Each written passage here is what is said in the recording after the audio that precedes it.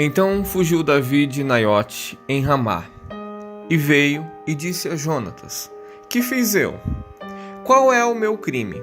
E qual é o meu pecado diante de teu pai, que procura tirar minha vida?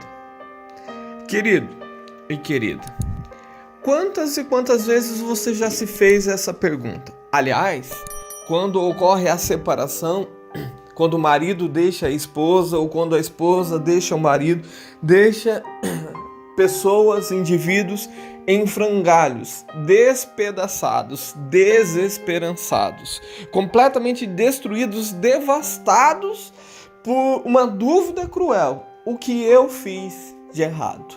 Aonde é que eu errei? Qual foi o meu erro? Qual foi o meu pecado? Aonde é que eu vacilei tanto assim para receber uma retribuição deste tamanho? Com algumas exceções, há pessoas que traíram os seus cônjuges e por isso os seus cônjuges acabaram pagando o mal, que foi feito a eles da mesma forma e acabaram se separando e tudo mais.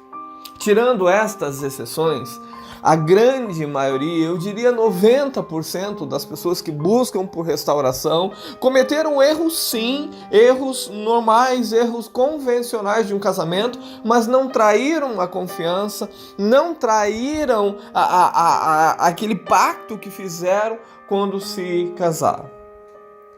Não traíram, não adulteraram, não prevaricaram com relação ao matrimônio. Levaram o matrimônio com honra, com respeito, com maturidade, mas mesmo assim acabaram sendo traídos, deixados de lado, repudiados e sem entender o porquê isso aconteceu.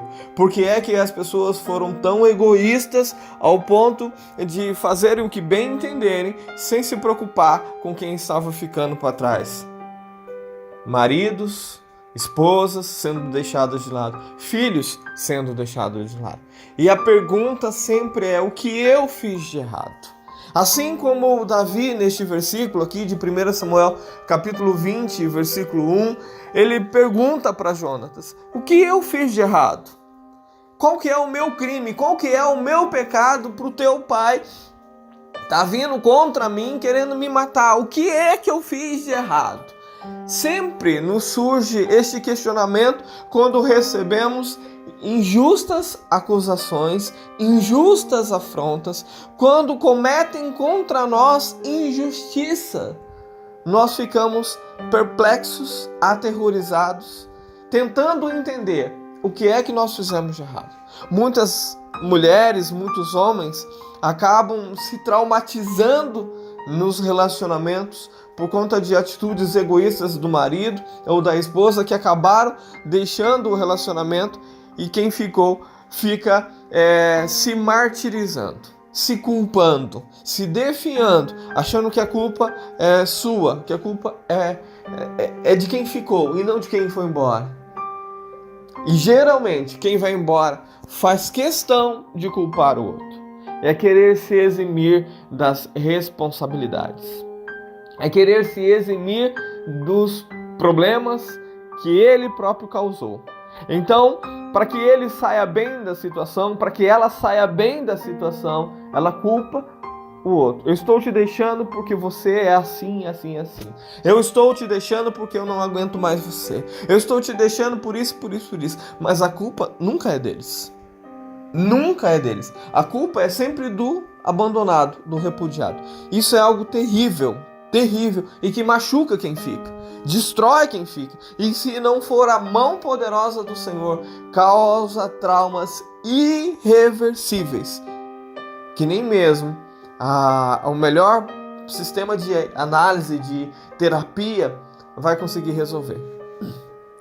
Porque são traumas, são feridas abertas, que somente o poder de Deus para curar. Mas então, o que a gente espera de pessoas assim? Esperam que eles façam, que eles espeziem, que eles ajam de forma irresponsável, de forma cruel até, e não sejam responsabilizados pelo mal que fizeram? Não. Não é isso que a palavra de Deus nos assegura.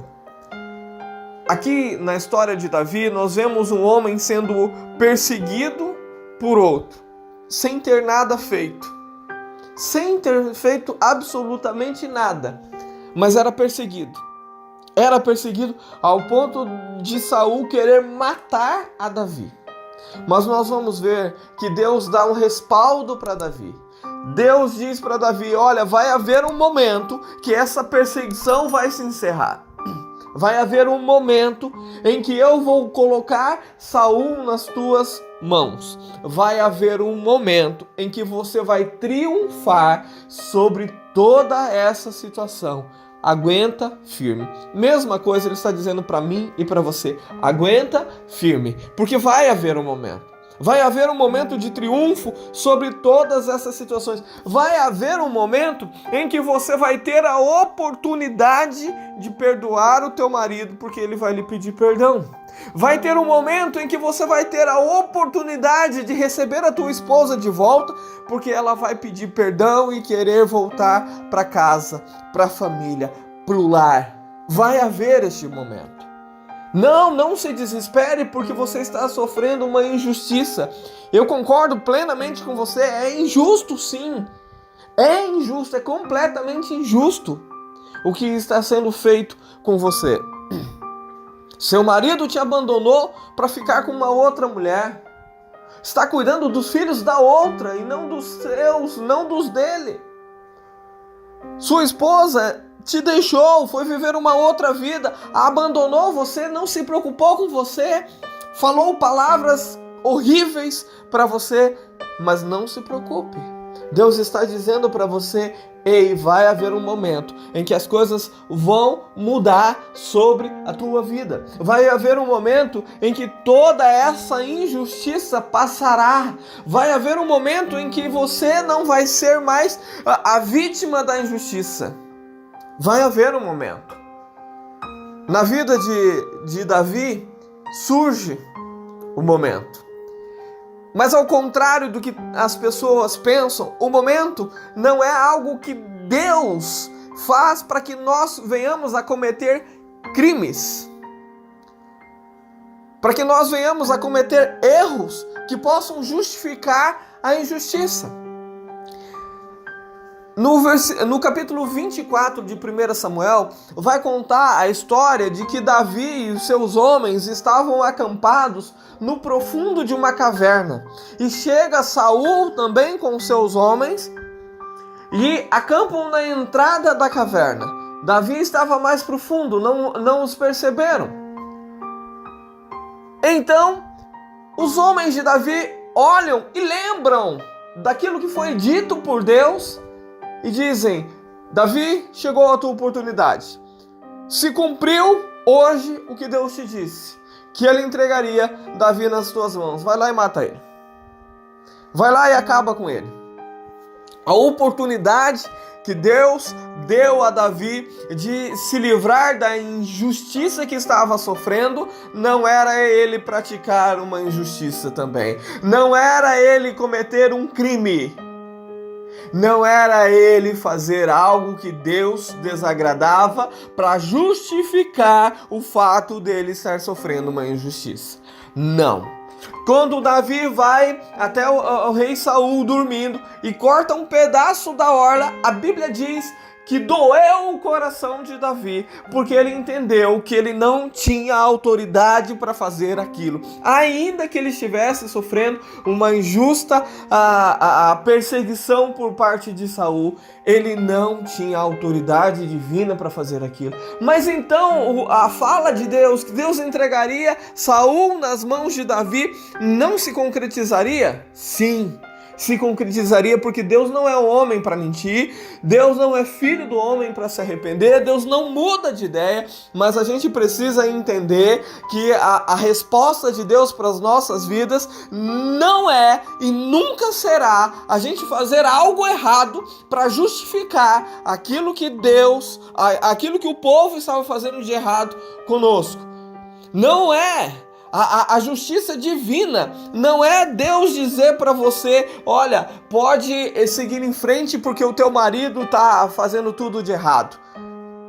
Olha, pode seguir em frente porque a tua injustiça acaba agora. Vou te dar um varão valoroso, vou te dar uma varoa maravilhosa. Pode ficar tranquilo, segue em frente, porque se o teu marido não te valoriza, porque se a tua esposa não te valoriza, eu vou dar alguém que te valoriza.